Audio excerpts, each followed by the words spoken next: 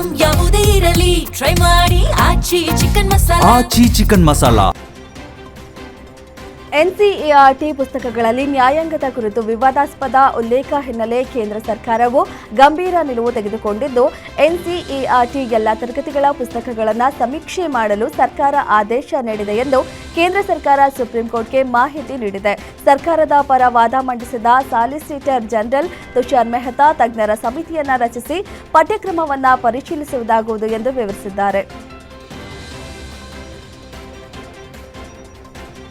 ಒಂದು ಇಂಚಿನಲ್ಲಿ ಕಡಿಮೆ ಇಂಧನ. ಕಾಕಪೇಟ್ನಲ್ಲಿ ಶೂನ್ಯ ಒತ್ತಡ ಉಂಟಾದ ಕಾರಣ ಕೇರಳದ ತಿರುವನಂತಪುರಂ ಅಂತಾರಾಷ್ಟ್ರೀಯ ವಿಮಾನ ನಿಲ್ದಾಣದಿಂದ ನವದೆಹಲಿಗೆ ಹೊರಟಿದ್ದ ಏರ್ ಇಂಡಿಯಾ ವಿಮಾನವು ಹಾರಾಟವಾದ ಕೆಲವೇ ನಿಮಿಷಗಳಲ್ಲಿ ತುರ್ತು ಭೂಸ್ಪರ್ಶ ಕಂಡಿದೆ. ಟೇಕ್ ಆಫ್ ಆದ AI-830 ವಿಮಾನದ ಎರಡನೇ ಇಂಜಿನ್ನಲ್ಲಿ ಕಡಿಮೆ ಇಂಧನ, ಶೂನ್ಯ ಒತ್ತಡ ಇರುವುದನ್ನು ಪೈಲಟ್ಗಳು ಪತ್ತೆ ಮಾಡಿದ್ದಾರೆ.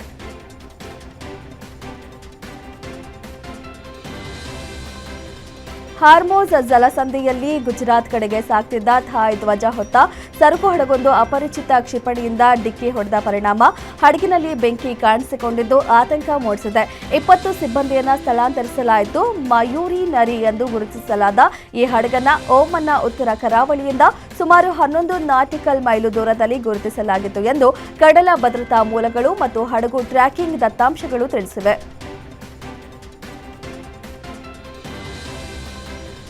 ದೇಶಾದ್ಯಂತ ಭಕ್ತರನ್ನ ತಲುಪುವ ಮತ್ತು ಮಂಡಳಿಯ ಆದಾಯವನ್ನು ಹೆಚ್ಚಿಸುವ ಗುರಿಯೊಂದಿಗೆ ತಿರುಮಲ ತಿರುಪತಿ ದೇವಸ್ಥಾನ ಮಂಡಳಿ TTD ಪವಿತ್ರ ಶ್ರೀವಾರಿ ಚಿನ್ನ ಮತ್ತು ಬೆಳ್ಳಿ ಡಾಲರ್ಗಳನ್ನು ಆನ್ಲೈನ್ನಲ್ಲಿ ಮಾರಾಟ ಮಾಡಲು ಸಿದ್ಧತೆ ನಡೆಸುತ್ತಿದೆ.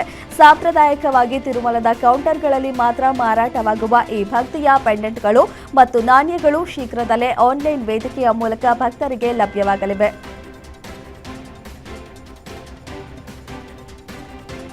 ಕಾರು ಓಡಿಸುವಾಗ ವ್ಯಕ್ತಿಯೊಬ್ಬರಿಗೆ ಹಠಾತ್ ಹೃದಯಾಘಾತವಾಗಿದ್ದು, ಅಲ್ಲೇ ಇದ್ದ ಟ್ರಾಫಿಕ್ ಪೊಲೀಸ್ ಕೂಡಲೇ CPR ನೀಡಿ ಪ್ರಾಣ ಉಳಿಸಿರುವ ಘಟನೆ ಹೈದರಾಬಾದ್ನ ಸಿಕಂದರಾಬಾದ್ನಲ್ಲಿ ನಡೆದಿದೆ. ಸಂಕೇತ್ ಕ್ರಾಸ್ ರೋಡ್ನಲ್ಲಿರುವ ಇಸ್ಕಾನ್ ದೇವಾಲಯದ ಬಳಿ ವೃದ್ಧರೊಬ್ಬರಿಗೆ ಕಾರು ಚಾಲನೆ ಮಾಡುವಾಗ ಎದೆನೋವು ಕಾಣಿಸಿಕೊಂಡಿತ್ತು. ಸ್ಥಳದಲ್ಲಿದ್ದ ಸಂಚಾರಿ ಕಾನ್ಸ್ಟೇಬಲ್ ತಕ್ಷಣವೇ ಕಾರಿನ ಬಾಗಿಲುಗಳನ್ನು ತೆರೆದು ಪ್ರಜ್ಞೆ ತಪ್ಪಿದ ವೃದ್ಧನನ್ನ ಆಸ್ಪತ್ರೆಗೆ ಸಾಗಿಸುವ ಮೊದಲು CPR ನೀಡುವ ಮೂಲಕ ಜೀವ ಉಳಿಸಿದ್ದಾರೆ.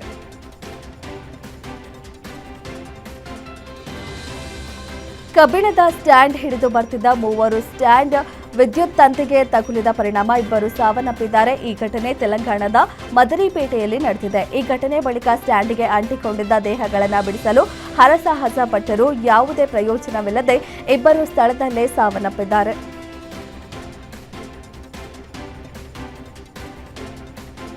ಭದ್ರತಾ ಪಡೆಗಳು ನಡೆಸುತ್ತಿರುವ ನಕ್ಸಲ್ ನಿಗ್ರಹ ಕಾರ್ಯಾಚರಣೆಯಲ್ಲಿ ಮತ್ತೊಂದು ದೊಡ್ಡ ಯಶಸ್ಸು ಸಾಧಿಸಲಾಗಿದೆ. ರಾಜ್ಯದ ಬಸ್ತಾರ್ ಪ್ರದೇಶದಲ್ಲಿ 108 ನಕ್ಸಲರು ಶಸ್ತ್ರತ್ಯಾಗ ಮಾಡಿ ಶರಣಾಗಿದ್ದಾರೆ ಎಂದು ಅಲ್ಲಿನ ಸರ್ಕಾರ ತಿಳಿಸಿದೆ. ಈ ಬಗ್ಗೆ ಮಾಹಿತಿ ಹಂಚಿಕೊಂಡಿರುವ ಉಪಮುಖ್ಯಮಂತ್ರಿ ಮತ್ತು ಗೃಹ ಸಚಿವ ವಿಜಯ್ ಶರ್ಮಾ ಅವರು 108 ನಕ್ಸಲರು ಪುನರ್ವಸತಿಗೆ ಒಳಗಾಗ್ತಿದ್ದಾರೆ. ಎಷ್ಟು ಮಂದಿಯ ತಲೆಗೆ 3.95 ಕೋಟಿ ರೂಪಾಯಿ ಬಹುಮಾನವಿತ್ತು ಎಂದು ತಿಳಿಸಿದ್ದಾರೆ. ದೇಶದಲ್ಲಿ ಇದೇ ಮೊದಲ ಬಾರಿಗೆ ದಯಾಮರಣಕ್ಕೆ ಸುಪ್ರೀಂ ಕೋರ್ಟ್ ಅನುಮತಿ ನೀಡಿದೆ. 13 ವರ್ಷಗಳಿಂದ ವೆಂಟಿಲೇಟರ್ ಸಹಾಯದಿಂದ ಕೃತಕ ಜೀವಧಾರಕ ವ್ಯವಸ್ಥೆಯಲ್ಲಿರುವ ಹರೀಶ್ ರಾಣಾ ಎಂಬುವರಿಗೆ ದಯಾಮರಣ ನೀಡುವುದಕ್ಕೆ ಸುಪ್ರೀಂ ಕೋರ್ಟ್ ಒಪ್ಪಿಗೆ ನೀಡಿದೆ. ಹರೀಶ್ ರಾಣಾ ಅವರಿಗೆ ಅಳವಡಿಸಿದ ಕೃತಕ ಉಸಿರಾಟ ಯಂತ್ರವನ್ನು ತೆಗೆದು ಅವರಿಗೆ ನೈಸರ್ಗಿಕವಾಗಿ ಸಾಯಲು ಅವಕಾಶ ನೀಡಲಾಗುತ್ತಿದೆ. ಅವರ ವೃದ್ಧ ಪೋಷಕರ ಅರ್ಜಿಯ ಮೇರೆಗೆ ನ್ಯಾಯಾಲಯ ಈ ಅನುಮತಿ ನೀಡಿದೆ. ಭಾರತ ರಷ್ಯಾದಿಂದ ತೈಲ ಖರೀದಿಸುವ ವಿಚಾರಕ್ಕೆ ಅಮೆರಿಕ ವಿವಾದಾತ್ಮಕ ಹೇಳಿಕೆ ನೀಡಿದೆ. ಶ್ವೇತಭವನದ ಪತ್ರಿಕಾ ಕಾರ್ಯದರ್ಶಿ ಕ್ಯಾರೋಲಿನ್ ಲಿವಿಚ್ ಮಾತನಾಡಿ, ಭಾರತವನ್ನ ಉತ್ತಮ ನಟ ಎಂದು ಲೇವಡಿ ಮಾಡಿದ್ದಾರೆ. ನಮ್ಮ ಮಿತ್ರ ರಾಷ್ಟ್ರ ಭಾರತ ನಾವು ಹೇಳ್ದಂಗೆ ಆಕ್ಟ್ ಮಾಡ್ತಿದ್ದಾರೆ. ಈ ಹಿಂದೆ ನಾವು ರಷ್ಯಾದಿಂದ ತೈಲ ಖರೀದಿಸಬೇಡಿ ಎಂದಿದ್ವಿ. ಭಾರತ ತೈಲ ಖರೀದಿ ಸ್ಟಾಪ್ ಮಾಡಿತು. ಈಗ ಇರಾನ್ ಯುದ್ಧದ ಹಿನ್ನೆಲೆ ತೈಲ ಕೊರತೆಯಿಂದ ರಷ್ಯಾದಿಂದ ತೈಲ ಖರೀದಿಗೆ 30 ದಿನಗಳ ಅನುಮತಿ ಕೊಟ್ಟಿದ್ದೇವೆ. ಇರಾನ್ ಮೇಲೆ ಅಮೆರಿಕ ಇಸ್ರೇಲ್ ದಾಳಿ ನಡೆಸುತ್ತಿದ್ದಂತೆ ಟೆಹರಾನ್ ಕೂಡ ಪ್ರತೀಕಾರ ತೀರಿಸಿಕೊಳ್ತಿದೆ. ಒಮಾನ್ ಸಲಾಲಾ ಬಂದರಿನಲ್ಲಿರುವ ತೈಲ ಸಂಸ್ಕರಣಾ ಮೇಲೆ ಡ್ರೋನ್ ದಾಳಿ ನಡೆಸಿದೆ. ಆದರೆ ಬಂದರಿನಲ್ಲಿ ಯಾವುದೇ ವ್ಯಾಪಾರಿ ಹಡಗುಗಳಿಗೆ ಹಾನಿಯಾಗಿಲ್ಲ. ದಾಳಿಯನ್ನು ಯಾರು ನಡೆಸಿದ್ದಾರೆ ಎಂಬುದು ಸ್ಪಷ್ಟವಾಗಿಲ್ಲ. ಮಧ್ಯಪ್ರಾಚ್ಯ ಗಲ್ಫ್ ಪ್ರದೇಶದಲ್ಲಿನ ತೈಲ ಸಂಗ್ರಹವನ್ನೇ ಟಾರ್ಗೆಟ್ ಮಾಡಲಾಗಿದೆ. ಇರಾನ್ನೊಂದಿಗಿನ ಯುದ್ಧವು ಶೀಘ್ರದಲ್ಲೇ ಕೊನೆಗೊಳ್ಳಬಹುದು ಎಂದು ಅಮೆರಿಕ ಅಧ್ಯಕ್ಷ ಡೊನಾಲ್ಡ್ ಟ್ರಂಪ್ ಸುಳಿವು ನೀಡಿದ್ದಾರೆ.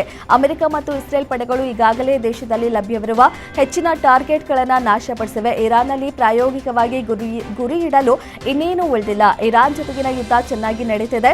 ಅಮೆರಿಕ ಇರಾನ್ ಮೇಲೆ ನಿರೀಕ್ಷೆಗಿಂತ ಹೆಚ್ಚು ಹಾನಿ ಮಾಡಿದೆ. ಇರಾನ್ ಮೇಲೆ ದಾಳಿ ಮಾಡೋಕೆ ಏನೂ ಉಳಿದಿಲ್ಲ. ಈ ಯುದ್ಧ ಶೀಘ್ರದಲ್ಲೇ ಕೊನೆಗೊಳ್ಳಬಹುದು ಎಂದು ಹೇಳಿದರು.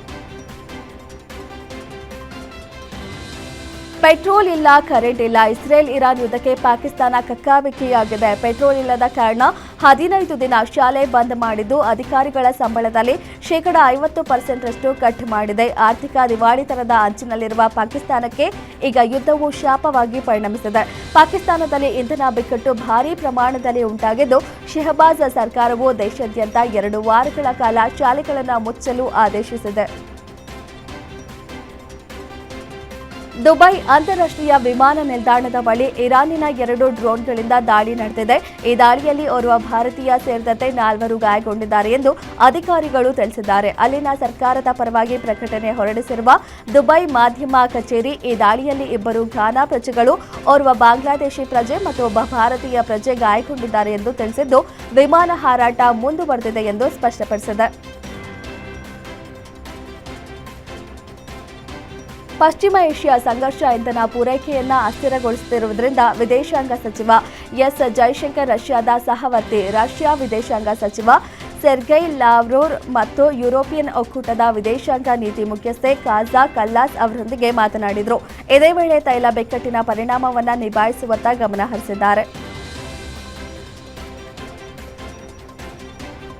ಇರಾನ್ ಮೇಲೆ ಇಸ್ರೇಲ್ ಮತ್ತು ಅಮೆರಿಕ ನಡೆಸುತ್ತಿರುವ ಜಂಟಿ ಮಿಲಿಟರಿ ಕಾರ್ಯಾಚರಣೆ ಬುಧವಾರ 13ನೇ ದಿನಕ್ಕೆ ಕಾಲಿಟ್ಟಿದ್ದು, ಅಂತ್ಯ ಕಾಣ್ತಿಲ್ಲ. ಇರಾನಿನ 16 ಹಡಗುಗಳನ್ನು ನಾಶಪಡಿಸಲಾಗಿದೆ ಎಂದು ಅಮೆರಿಕ ಹೇಳಿಕೊಂಡಿದೆ.